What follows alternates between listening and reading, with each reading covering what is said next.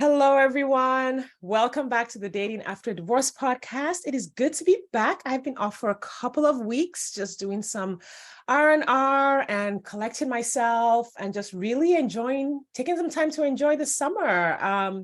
But I'm glad to be back, and I have a special treat for you with this episode back in July. I have with me my friend, coach, colleague, and fellow podcast host, Wendy Slonaker, here in the Zoom room. And Wendy is a grief and emergence coach, and she is the host of, hang on, let me get the podcast name right. I covered it up. Emergence from Life's Biggest Obstacles. And if there's something that felt like one of life's biggest obstacles, it was divorce. So Wendy is here to tell her story and drop all the gems about how we can move through grief, heal, grow, emerge. Wendy, welcome to the podcast. It is a delight to have you here. Hi, Sade. Hi, everybody. I'm thrilled and a half to be here. Yes, thank you. Thank you for coming, and tell the listeners who you are and what you do. What is an emergence coach? Like, we want to know. Thank you. This is pretty new to me as well. So emergence happened, it was dropped on me divinely. Wendy, I think you've been working in grief and loss for 3 or 4 years now. And what I received was this word called emergence as a coach. It was in a mastermind, and it's with a coach that we share. And so emergence just came to me in terms of, this is the direction. The idea here is that, yes, it's navigating change and shift and transformation, but it's also implying that there's another side. Like, grief is not something we work through and just get stuck in and hang out in and camp out in for years. This is something we emerge from. This is something we can transcend, and this is not the destination. So let's keep going. Yes. Oh, yes. I love that. I mean, that resonates so hard. I know that resonates with the listeners because, divorce is just such a journey with so many cycles of grieving and emerging and grieving and emerging. So that definitely hits home. But we're here to hear your story, and I'm gonna be listening for all the emergence in there, because I bet there's a ton. Have your own divorce story, your own relationship journey. Let's start with where you are. What does relationship look like for you now? And then we'll talk about how you got here. All right. Right now, relationship looks like married partnership with a rambunctious dog that, I don't know, we don't have biological children, either one of us, but I'm married to a woman and she's amazing. And honestly, we met when I was 41, and we met in 12-step rooms. And so we each sort of got there. I was not entertaining. I was inside of a brand new program. It was called Al-Anon. It's still called Al-Anon, but I was new to that. And the reason that I was there is I wanted a relationship. I had been sober for 6 years, and I really wanted a relationship where I could be a responsible adult. Not more on that later. Not the child or the parent, just an adult. Right, exactly. But also, make sure that I talk about the dating apps, because I cannot, I'm not a responsible person when it comes to dating apps. That is a place where I put myself on restriction. No. So anyway, so we met, and I was 41. I was also doing things that I had never done before. I was a go-go dancer at 41, and that's when I met my wife, Jennifer. And it was not a full-time thing. It was just something I had never done before. And so I wanted to get up and do it. So I was doing that. I didn't meet her go-go dancing. I met her at Al-Anon. But honestly, when I look back, I was not ready for this relationship anytime before we met. That would have been something that would have felt too good, too I wasn't good enough for this kind of peace, for this kind of ease, for the effortlessness and the support that just comes easily in this one. I wasn't ready. I would have burned it down. I hear that. How long have you been together? We've been together. It'll be 14 years on next week. Yeah. So this isn't new. This isn't still trying it out. No, if you've had peace for 14 years, that's real. And like I've grown and she's grown in her ways, but also in our ways since then. Like she's seen me move through a lot of different facets of career and shift around work. And I've been there and just supported, her and us emotionally without getting in her business. Yeah, I love that. That's a thing. Yeah. I know recently you celebrated 20 years sober. Thank you. Yeah. My journey into coaching started with a Christian 12-step program, Celebrate Recovery. So I definitely am with you on there with the 12 steps. Thank you for telling me. Absolutely. It was saved my life because I was like the day before I separated from my ex, I had no idea that I had codependency issues. So literally at 39/40, I was like, oh, look, my life is unmanageable. Interesting. That's fantastic. Yeah. That's over, but like, I mean, because may as well start again. So tell us, what brought you to that moment where you met Jennifer in Al-Anon? What brought me to that moment? Oh, pretty much every single freaking day before that. My divorce story, actually, I think I'll just like head back there to the divorce story. I was married to a delightful man for 3 years. We were together a total of 8 years. And, I started going to therapy and getting some counseling because I was afraid this was something that was just mine in my inner experience. I was afraid that my next step was going to be I was supposed to have a kid. And so I went to get some support just to like talk about that, process that. That had nothing to do with this lovely man who, like, that was the most I knew of love, and it was real and it was lovely. And then when I discovered, and it was like an epiphany awakening, I have grown up with the idea this was not part of my growing up family, but my inside experience was everyone's somewhere on the sexuality scale. So I happen to be somewhere that I had identified as a straight white woman for, like most of my life until I had an experience where I was no longer able to deny like these feelings. It was like a wake-up call, and it had to do with one person that I had known for a long time, but saw in a different way. And I'm so proud that I didn't have to sleep with her in order to like confirm. It was just a knowing on me that was inside of me. And I was no longer able to deny that, like, wait a minute, this feels real, and what it looks like or what I should be doing is no longer in play. So the first person I told was my now ex-husband, and it was brutal. It was freaking awful. It was certainly not something I ever wanted to, like if I had known going into that relationship and marriage that I would one day be coming out as a lesbian, that is not something I would have done. Yeah. At all. So, that I shortly after I came out ended up having an opportunity to move to New York. So it was like it all just came like to a head. I had lived most of my life in the Bay Area of California.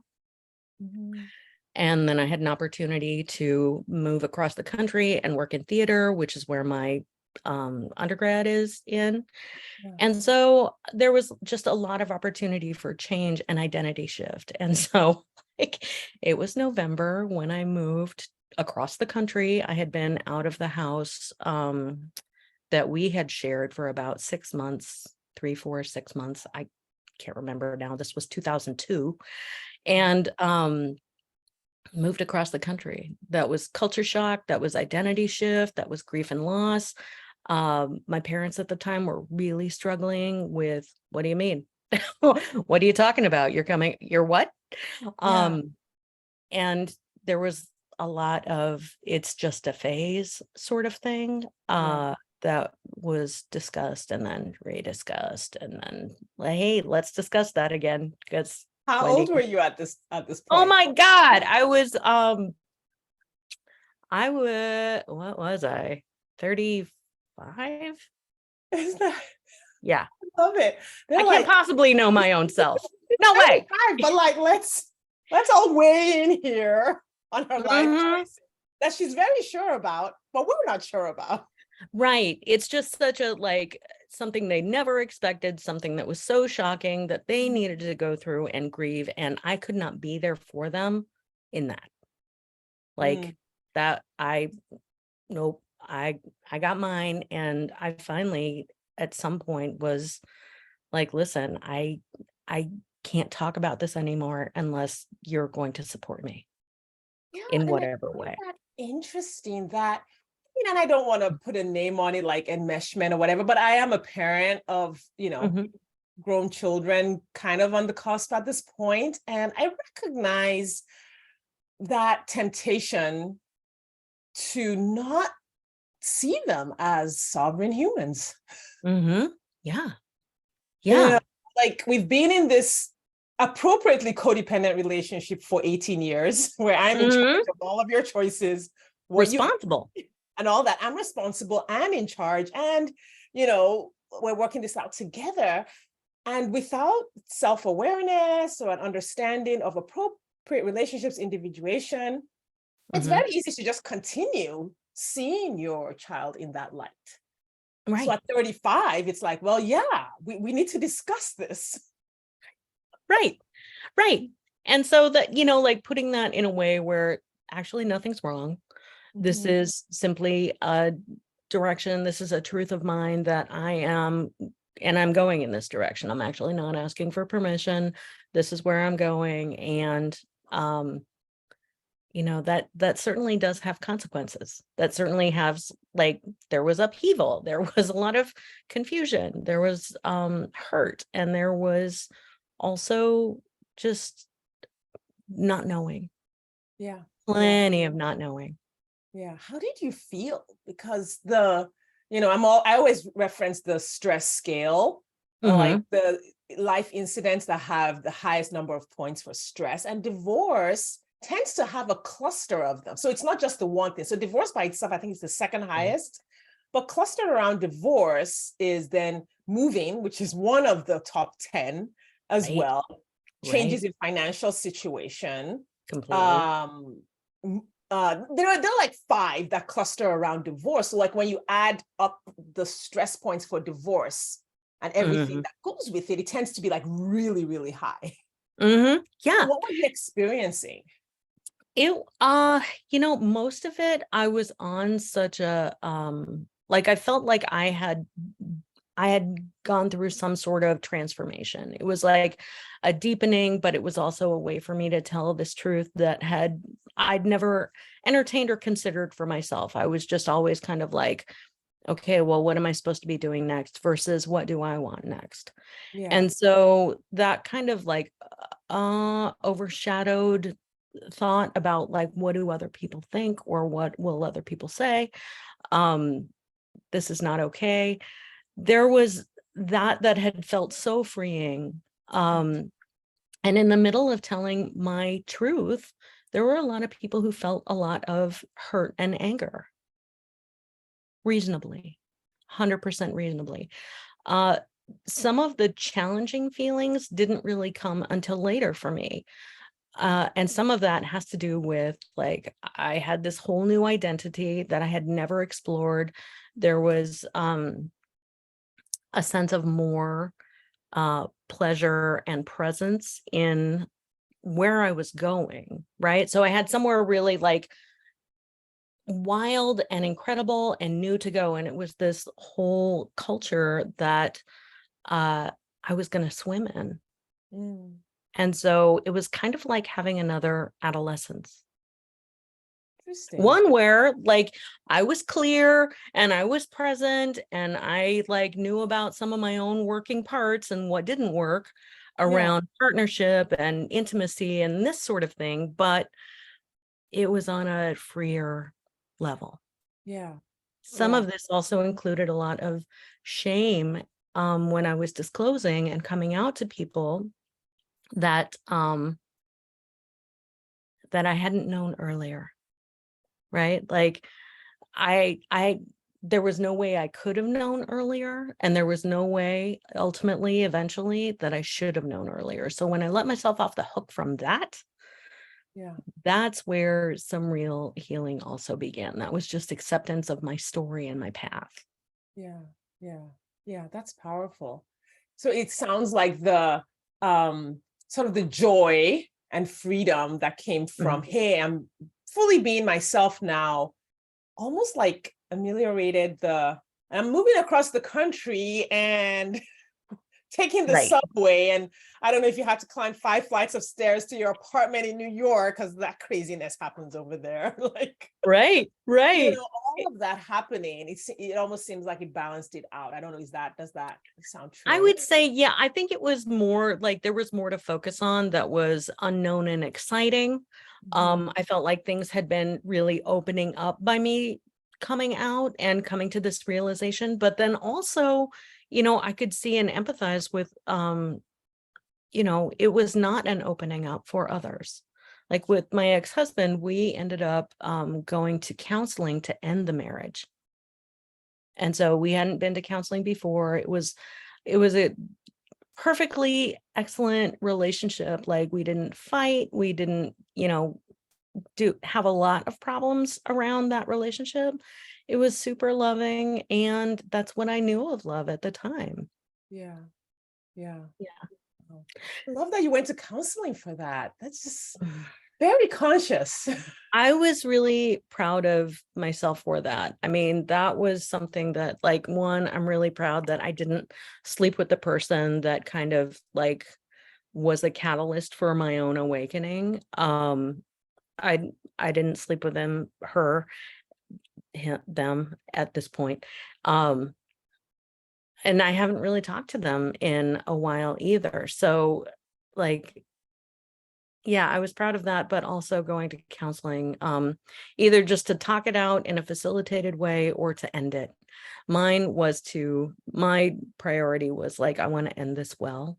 Mhm. And I'm not sure what his was, other than I'm so glad he agreed to it. Yeah, yeah, that's so good. So what came next? You're in New York, you're living free, Yeah. Yeah. expanding.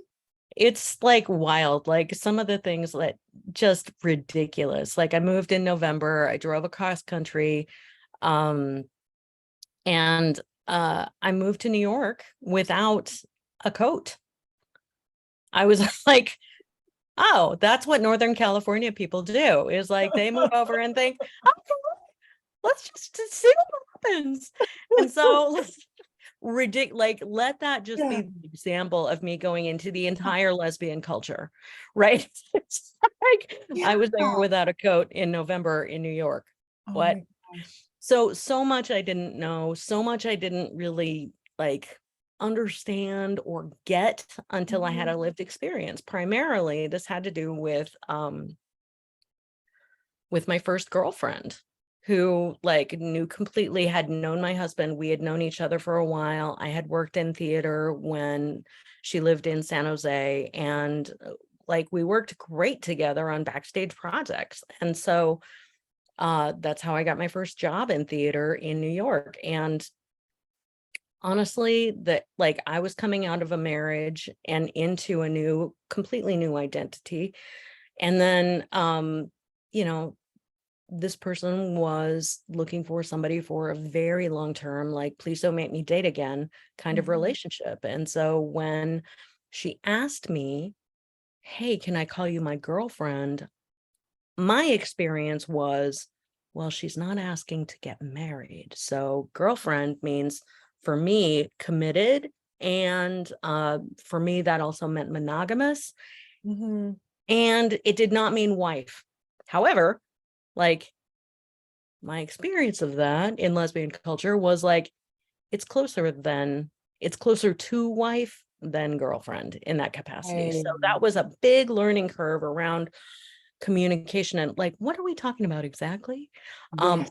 But I was in such an adolescent phase as well that I was like, okay, Yeah. here's what I'm hearing, here's what I'm not hearing. I didn't even know that it had, I think okay, so I was a dating coach and like talking to my clients, my listeners, and humans out in the world about dating. I don't think I think that's like a everybody thing. I don't think that's an adolescent Is thing. it? Literally, I have a moment in my program where I talk to people about understand frames of reference. Ensure that you clarify frames of reference. Right. Because that's what Huge. that was. It's Like, huge in relationships. so Huge. And what there you might be using the same words. It could mean completely different things. Just this is the perfect example of it. And so when my clients meet people, I'm always like, okay, so what did he, because what they do is the other term that we then use is leapfrogging. So they hear something and then they leapfrog to the picture they have in their brain. And so my job as a coach is to say, okay, so he said he wanted to have kids with you. And you took that to mean he's committing to you and you're eventually going to get married and have kids. I said, so he said this, you leapfrog to that.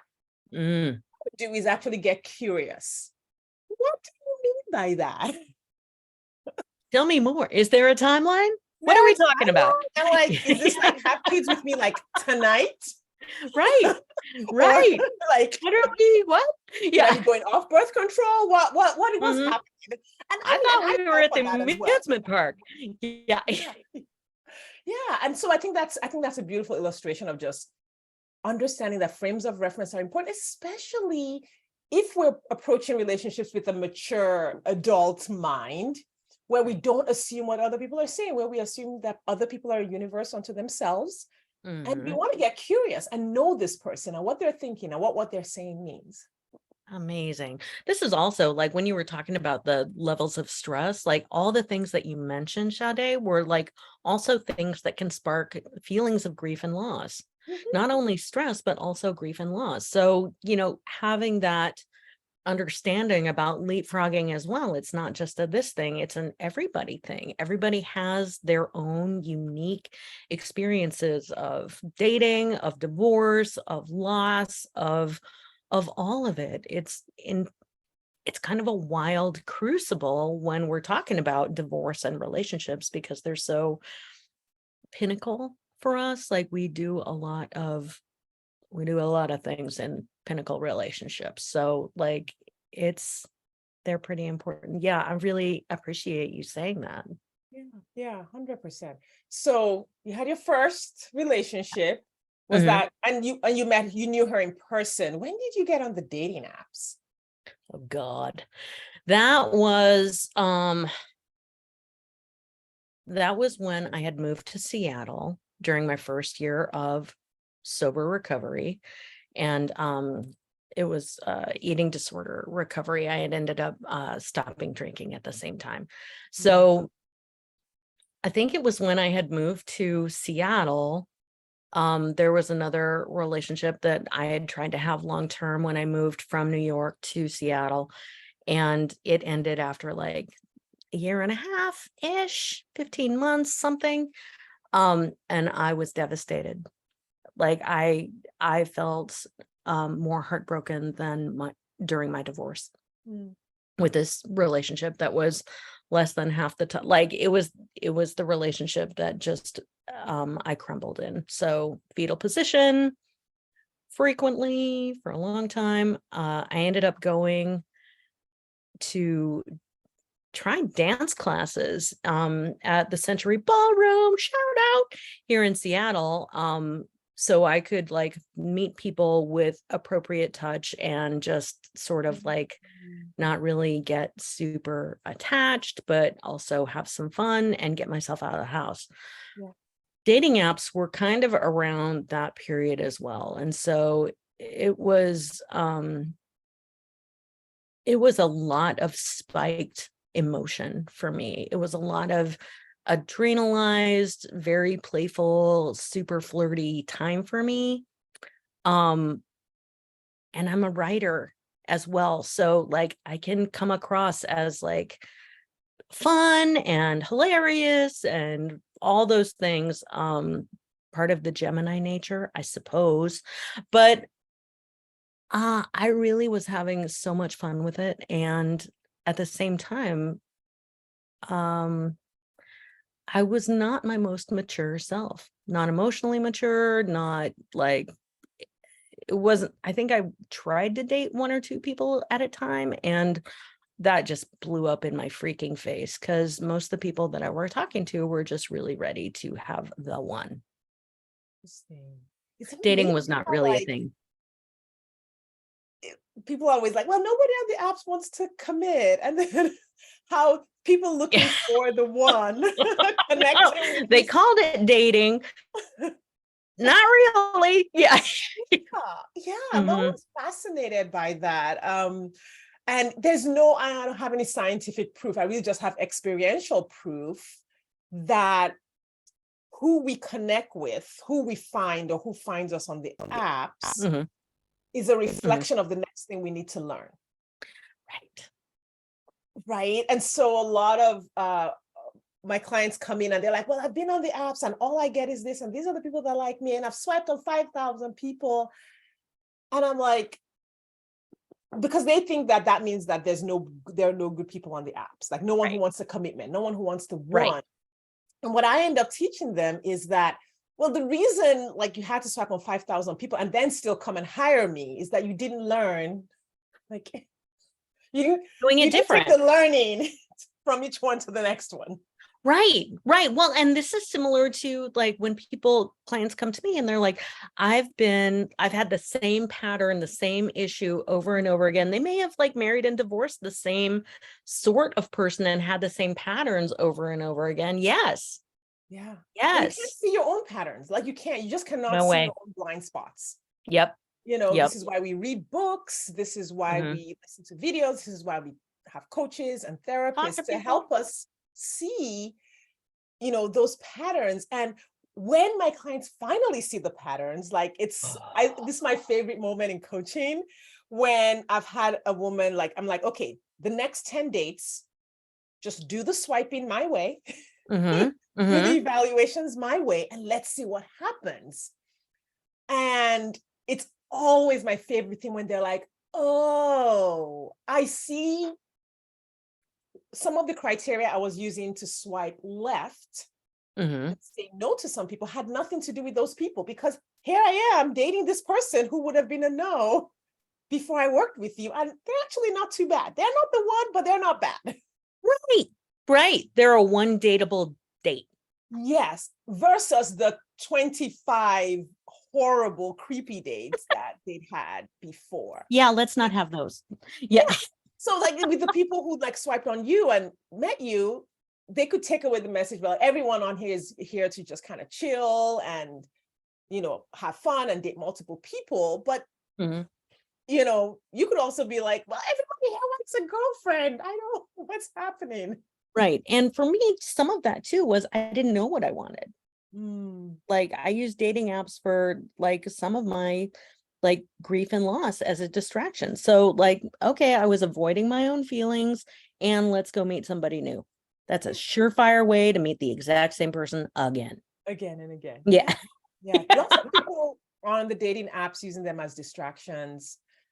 I think it's all part of everybody's journey. I literally have no judgment. Mm-hmm. Yeah. I, Yeah. I, I have women who are on the apps to see, will anybody like me, for validation? I know men who go on there for validation. I know people who go on there for the relationship. There's no judgment. There's just your journey. 100%. My clients over and over. I'm like, yeah, of course, there's all kinds of people on the apps, but there's your journey, and nothing can get in the way of that. Right. I think that would have been like useful for me at the time. This was like pre-swipe dating apps. Like there was no swiping happening. This is like long ago. So, like if I had had a coach at that time where I was like, what are you getting on the apps for? What are you hoping for there? And then let's be sure that we're actually going after that, because that's what you want. Yeah.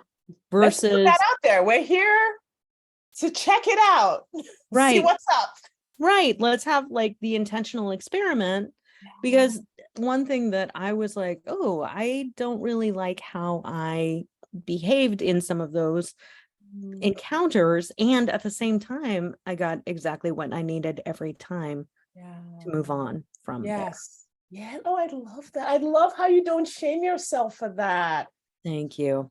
That's so good. And, this is what's, and I just feel like the journey to maturity in relationships does require that experimentation, whatever that looks like for each people. You're going to have to explore. Typically with my clients, depending on where they're at, if they haven't dated much before, I'm like, listen, your first 15 dates, we're gathering data and exploring. Okay, please don't look for your husband in the first 15 dates. Let's just not marry anyone. Okay. Because if you married your middle school boyfriend or girlfriend and then stayed with them for 20 years and then got divorced 3 years ago, and then you're getting on the apps, like you have no data. There's zero. There is zero. Yeah. So I think that it's like in many ways like careers, this whole relationship journey. Like, oh my gosh. Yeah. It's a different kind of resume, like with the apps versus the other thing, but totally. You might have to try someone for size. Yeah. So did you get off the apps, or are you like, oh my God, people just want relationships, this is terrible, and I'm getting off? I didn't like how I was feeling. I didn't like how I was behaving. I didn't like how I was obsessing. So I put myself on restriction. I'm like, no. If I'm not drinking, I'm also not apping, not dating apps. No, cannot. Did it have an addictive flavor for you? It felt like it, just in terms of let's check again. Like, did somebody wink at me or smile at me or whatever the hell that they're doing now? Like, I didn't like the obsessive check-in aspect for me. Like, it took up a lot of my time. It took up a lot of my energy. And there was a point where it was really fun, but there was a point where I was really done. Yeah. So it's interesting. You weren't looking for a relationship, but you were obsessing over what people, the validation from the people. What was that? What do you think that was? I was looking for approval or distraction in terms of flirtation. Like, okay, that's fun. What did you say? Okay, what did she say? Okay, it was like, my own personal soap opera a few different times. And I think I had a higher tolerance for drama as well. Say that. Oh, I feel that. I feel that. I have my own stories there. Like, yes. Yeah. So it's okay that happened. And that's true and real that happened. I don't love every minute of that. Or, I'm not proud of every bit of what I contributed to all of that. But no, like there was also a point where I didn't like it anymore. I didn't like who I was anymore. I didn't like that I was only looking externally. Like that was the distraction piece. Some of it was really fun. And I met some gorgeous, gorgeous people that I'm still in contact with, but not everybody. And no. Yeah. So it sounds like you still had healing, because if, you cut it off, like, it's like, okay, I'm going to stop drinking. I'm going to stop being on the apps, but there's still a healing that has to be done to heal that desire for approval. How did you do that? 100. Oh, that's still happening. Well, that's still happening, right? So like for the most part, it was, okay, let's go with where I'm Oh, that's such a good question. Before I let me just think about that for a second, because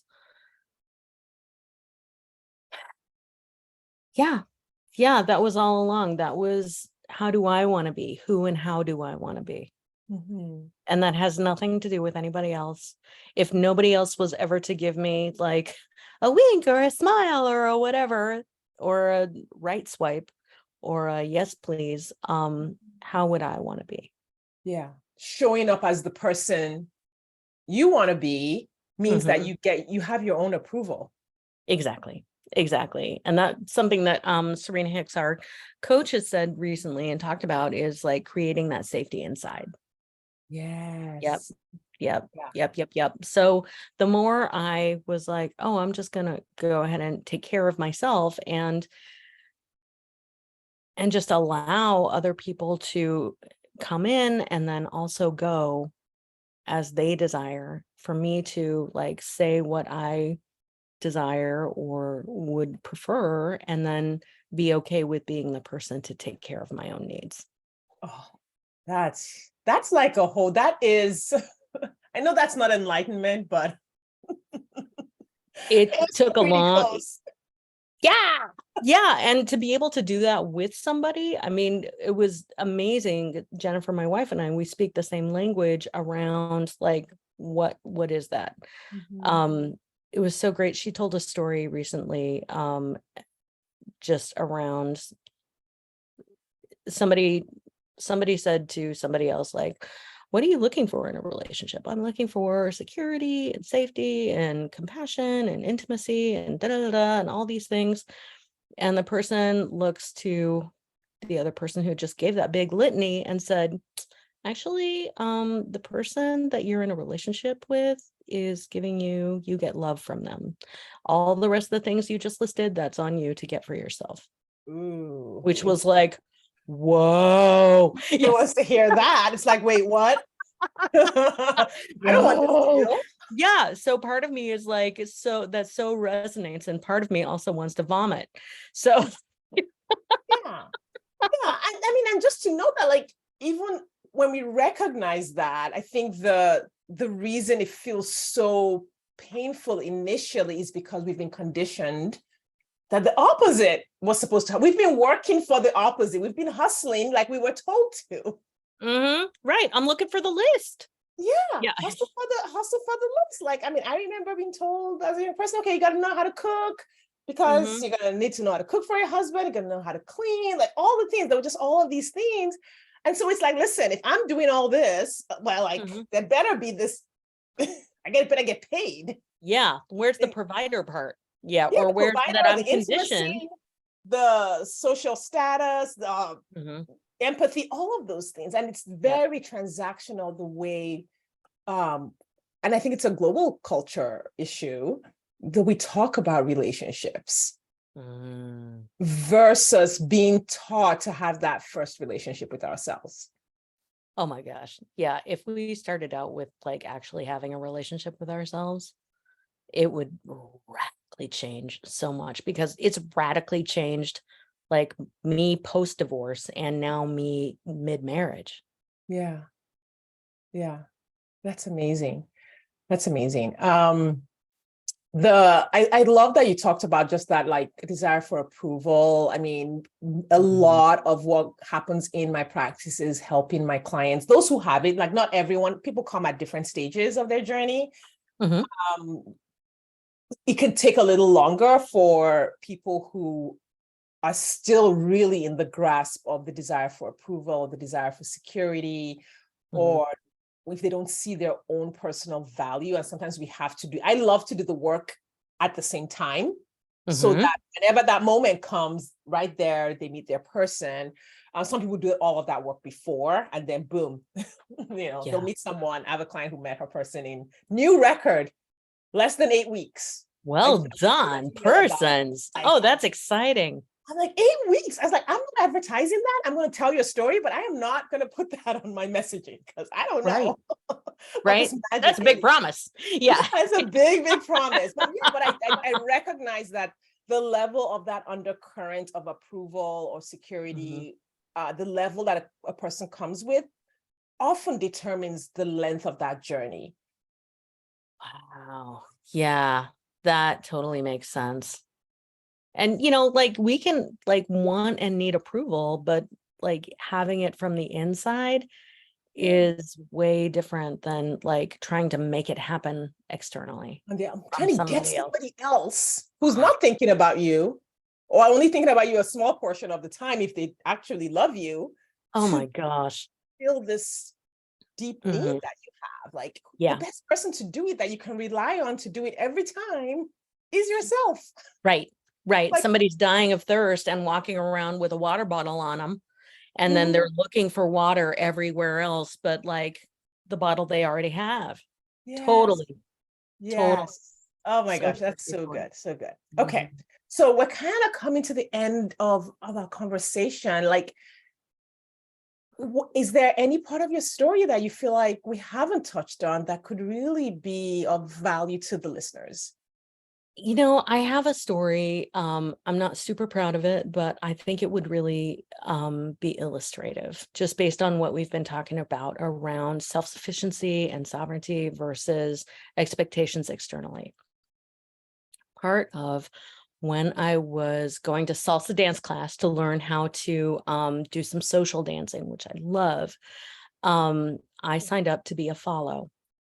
So there's a lead and then there's the follow in social dancing. And so I signed up to be a follow. I'm pretty much like charge ahead sort of person. And so I took it on as a follow, kind of as a like spiritual experiment. Like I was early in recovery. Could I actually follow? This has to do with surrender, right? This has to do with relinquishment of control. And there was a person, I will never forget this. Um, and she was a lead, and we were paired up for a dance, and she looked at me mid whatever, I don't know what mid song is, I guess. And she's like, you're leading yourself here, right?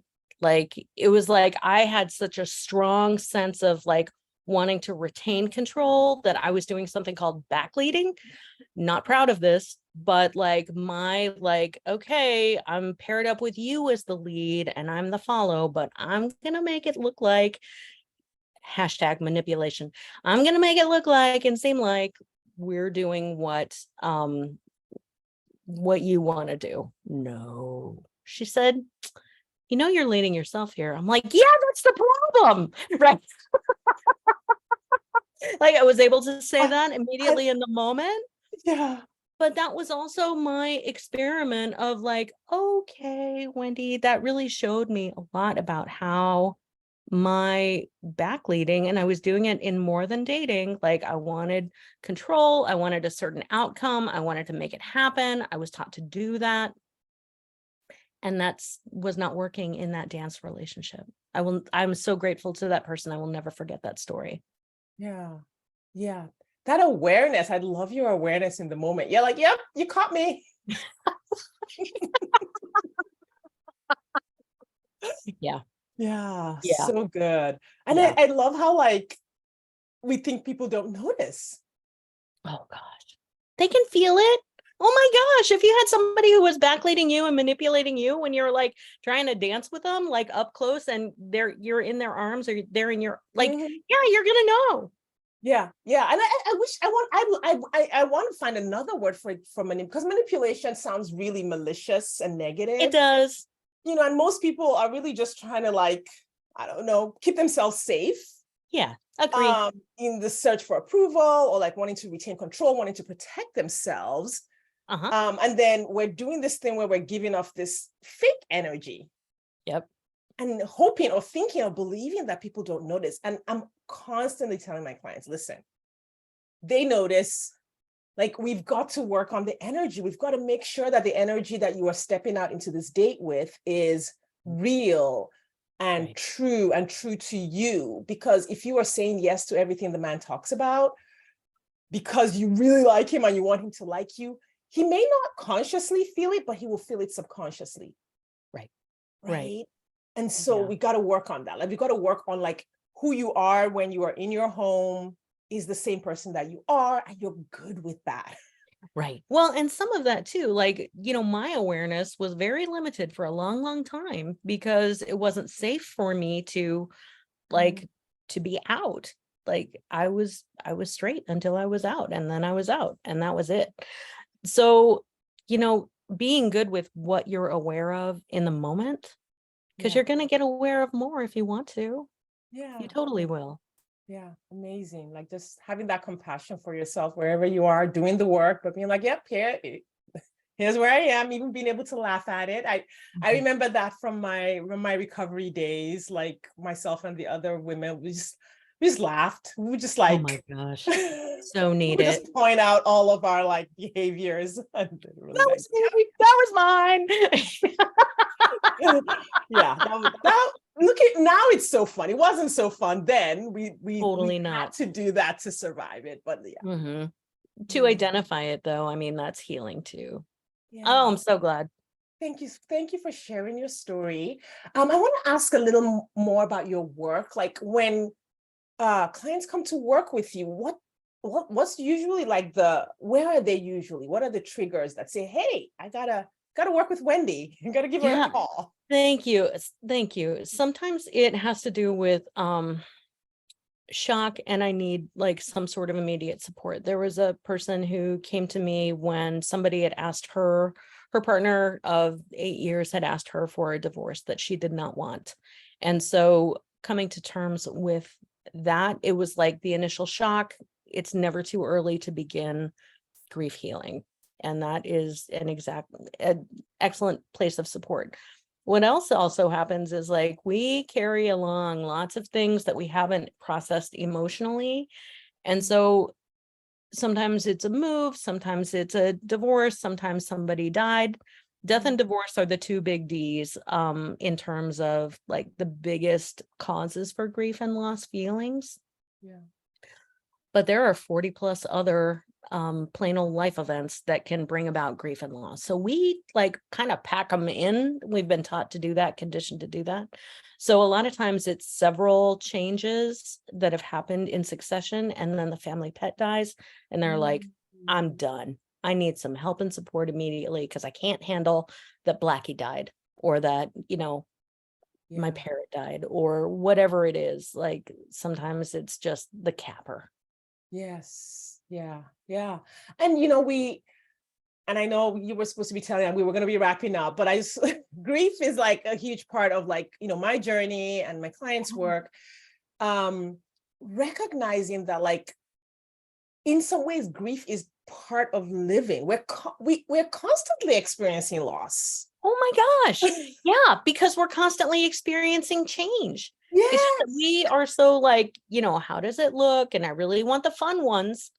Mm, So I don't have time for the ones that are gonna quote unquote drag me down yeah. until you can't deny them anymore. And that's been my journey again and again and again. Yeah. And then what does the after look like? So after they've worked with you, what are the outcomes that typically you are shooting for? Yeah, usually like here's the thing, like in my work with people, wins and momentum happen immediately. So people can start to feel a little bit better and a little bit better and a little bit better, and that little bit better gains momentum. So what I tend to shoot for is a sense of spaciousness and capacity. Like Mm, when I was in the like deepest part of my grief journey, I was at a place where I was like, listen, life, nothing else better happen because I can't handle it. mm, And life doesn't really negotiate like that. yep. So I needed to do something different. And that was on me. Yeah. So when I was at that point of um like kind of my life was getting so small that I wanted to be just available for fun and laughing, and I wanted to experience, just plain old life as being either okay or above okay. That's Mm, what I was shooting for personally.